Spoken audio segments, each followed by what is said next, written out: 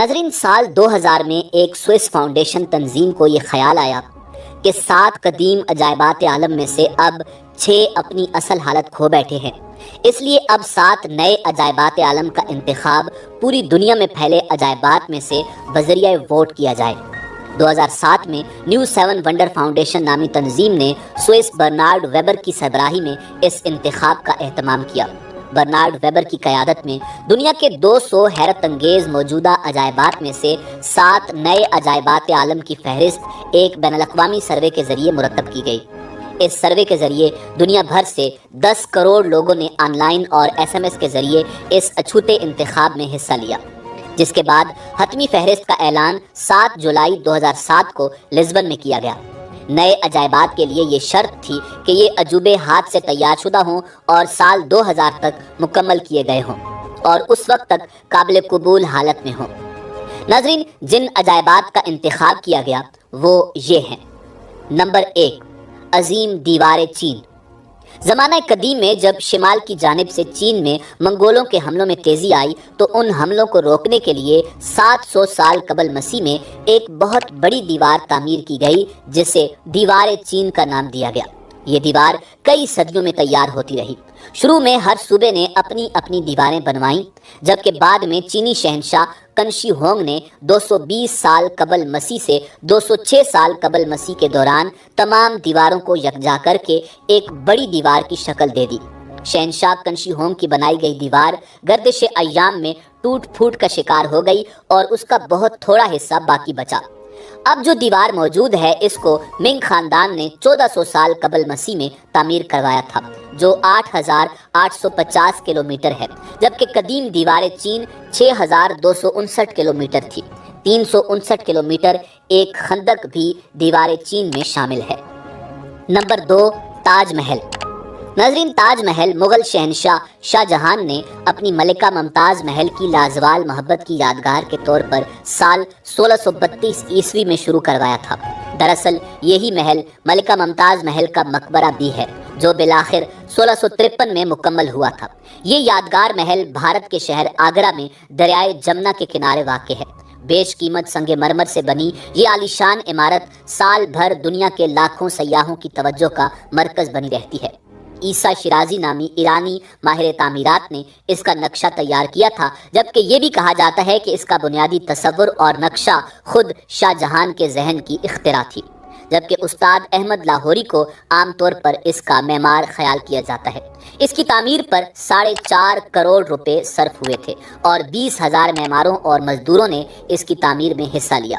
اس کی تعمیر 17 سال تک شب و روز ہوتی رہی۔ اس کی لمبائی 130 فٹ جبکہ بلندی 240 فٹ ہے۔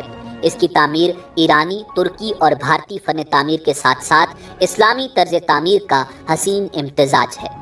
عمارت کی مرمری دیواروں پر رنگ برنگے پتھروں سے نہایت خوبصورت پیچیکاری کی صورت میں قرآن مجید فرقان حمید کی آیات نقش ہیں۔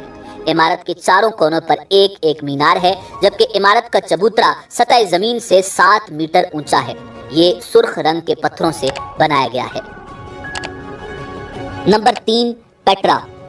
ناظرین، مشرق وسطیٰ میں واقع فلسطین اور سعودی عرب کے درمیان یہ ملک اردن، جسے جارڈن بھی کہا جاتا ہے، قدیم ثقافت سے مالا مال ہے۔ اردن کے شہر پیٹرا کی تاریخ قبل مسیح سے منسوخ کی جاتی ہے۔ پیٹرا یونانی زبان کا لفظ ہے جس کا اردو میں مطلب ہے چٹان۔ یہاں کے عوام انتہائی قابل اور ہنرمند تھے، جس کی مثال یہاں پر موجود انسانی ہاتھوں سے تخلیق کردہ متعدد شاہکار ہیں۔ انہی شاہکاروں میں سے ایک 800 سال قبل مسیح میں پہاڑوں کو تراش کر بنائی گئی عمارتوں والا یہ شہر ہے، جسے پیٹرا کے نام سے جانا جاتا ہے۔ پیٹرا شہر کے باقیات آج سے تقریباً 200 سال قبل 1812 میں ایک سوئس تاجر نے غیر ارادی طور پر دریافت کیے تھے، جس کا نام ڈاکٹر باروک ہان تھا۔ یہ سیاح اردن کی سیر کرنے کو آیا تھا اور یہاں پر سورج کی تپش سے بچنے کے لیے پہاڑوں کے سائے میں گیا تو ایک جگہ پہنچا جہاں اسے پیٹرا میں داخل ہونے کا دروازہ ملا۔ اس دروازے سے اندر داخل ہونے کے بعد اسے اندازہ ہوا کہ اس نے ایک قدیم شہر ڈھونڈ نکالا تھا، جہاں پر سرخ اور بلند و بالا پہاڑوں کو تراش کر ایک انتہائی پرکشش شہر کی تعمیر کی گئی تھی، جس میں انتہائی خوبصورت اور اونچے اونچے ستون اور محرابیں انہی چٹانوں کو تراش کر بنائی گئی تھی، جنہیں دیکھنے کے لیے آج بھی سیاحوں کا ایک جمع غفیر جارڈن کا رخ کیے رکھتا ہے۔ پیٹرا کے تاریخی ادوار پر نگاہ دوڑائی جائے تو معلوم ہوگا کہ یہی وہ شہر ہے جس کا ذکر اللہ رب العزت نے قرآن مجید فرقان حمید میں کیا ہے، جہاں قوم سمود بسا کرتی تھی۔ قوم سمود جو زمین کا سینہ چیر کر اپنے گھر بنایا کرتے تھے اور انتہائی دراز قد اور ثقیف جسامت کے مالک تھے۔ پیٹرا نامی یہ شہر اس بات کی زندہ مثال ہے کہ آج سے ہزاروں سال پہلے جب نہ کوئی جدید سائنس موجود تھی اور نہ آج جیسی مشینیں اور نہ ہی انجینئرنگ کے شعبہ میں اس قدر جدت تھی، تب ان بلند و بالا پہاڑوں کو تراشنا اور ایسی اونچی اونچی عمارتیں بنانا کیوں کر ممکن تھا۔ پیٹرا میں موجود عمارت جو یہاں کی علامتی عمارت ہے، اسے خزائن کے نام سے جانا جاتا ہے۔ اس عمارت کو بھی ایک پہاڑ کو تراش کر بنایا گیا ہے۔ اس عمارت میں باہر کی طرف ایک دروازہ اور اونچے اونچے ستون اور محرابیں پہاڑ کو تراش کر بنائی گئی ہیں۔ اس عمارت کے بارے میں لوگوں کا اندیشہ تھا کہ اس کے اندر فرعون نے اپنا خزانہ چھپایا تھا، مگر اس میں سے آج تک ایسی کوئی چیز دریافت نہیں کی گئی۔ نمبر 4، کولوسیوم۔ ناظرین، یہ عمارت اٹلی کے شہر روم میں واقع ہے۔ اس کی تعمیر 70 عیسوی کے اوائل میں شروع کی گئی اور اس کی تکمیل سن 80 عیسوی کے اختتام میں ہوئی۔